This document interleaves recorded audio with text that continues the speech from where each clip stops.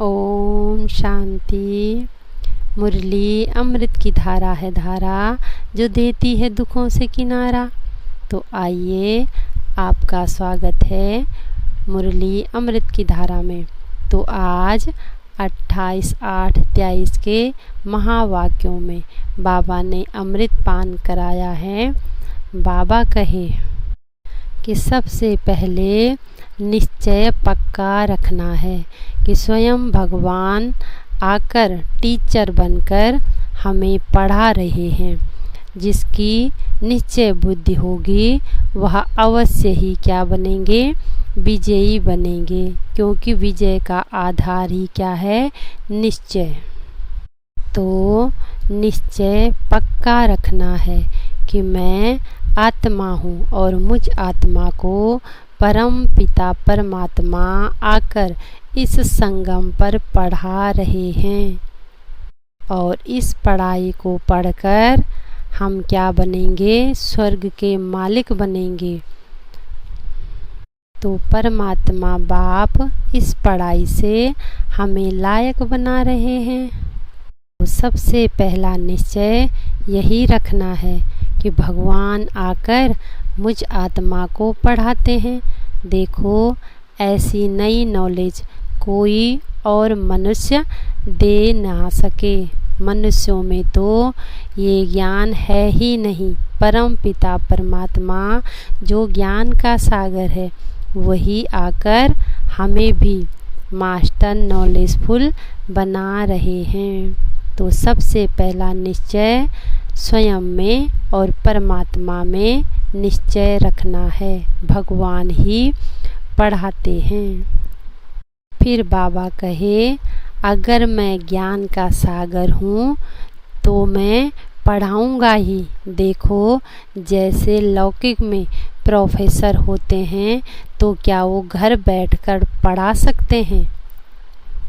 तो परमात्मा को भी आकर पढ़ाना पड़ता है। हम बच्चों को लायक बनाते हैं। तो ब्रह्मातन का आधार लेकर परम पिता परमात्मा हम बच्चों को पढ़ा रहे हैं। तो निश्चय बुद्धि ही विजयी होंगे। परम पिता परमात्मा की महिमा ही है। ज्ञान का सागर है, शक्तियों का सागर है। बाप को ही पारसनाथ कहते हैं। तो पारसनाथ हम बच्चों को पारस बुद्धि बना रहे हैं। तो सभी आत्माओं का बाप एक निराकार परम पिता परमात्मा ही है। फिर बाबा समझाते हैं कि मनुष्य जैसे ब्राह्मणों को खिलाते हैं, जैसे किसी का शरीर छूट जाता है तो फिर उनकी आत्मा को बुलाया जाता है। शरीर को तो बुला नहीं सकते हैं। तो परम पिता परमात्मा हमें एग्जाम्पल देकर समझा रहे हैं कि जैसे आत्मा आती है किसी दूसरे के तन में, ऐसे ही परम पिता परमात्मा भी ब्रह्मातन का आधार लेकर हम बच्चों को पढ़ाते हैं। क्योंकि वह क्या हैं, निराकार हैं। उनको भी तन का आधार लेना पड़ता है। तो निराकार बाप ऊपर से कैसे बैठ प्रेरणा दें, यानी कैसे बैठ पढ़ा सकते हैं? उनको तन का आधार लेना ही पड़ता है हम बच्चों के लिए। फिर बाबा कहते, इस ब्रह्मा को तो कुछ भी पता नहीं था।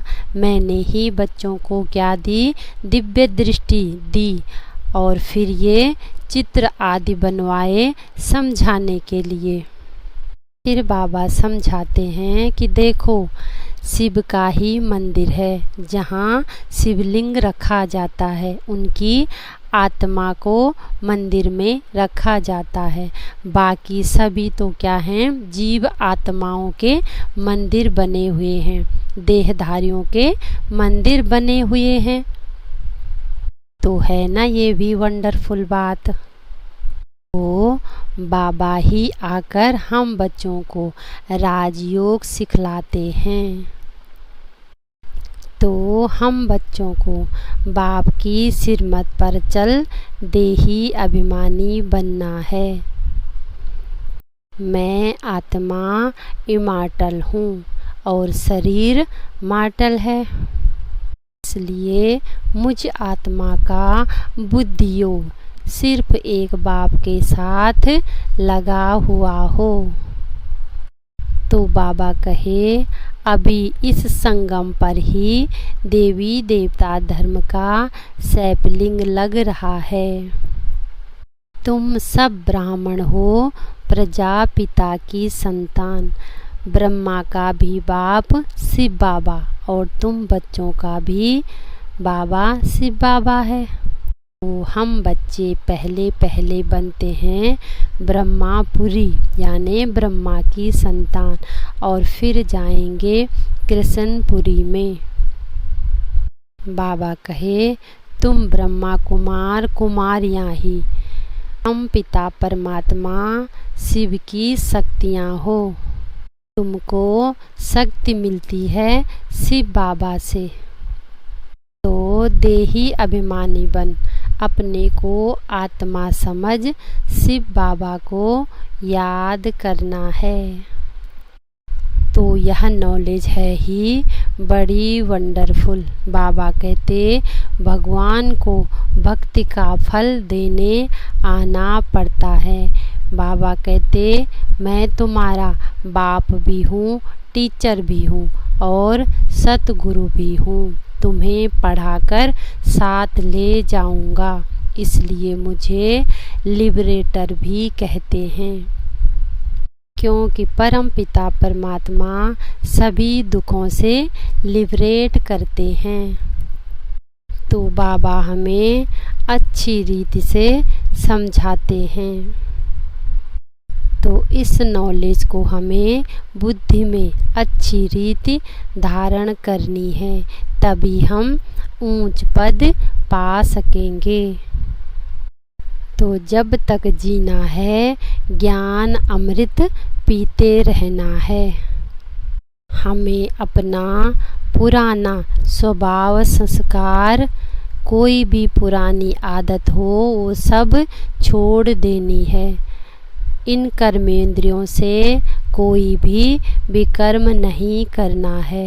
देही अभिमानी रहने का पुरुषार्थ करना है और पक्का क्या बनना है, निश्चय बुद्धि बनना है।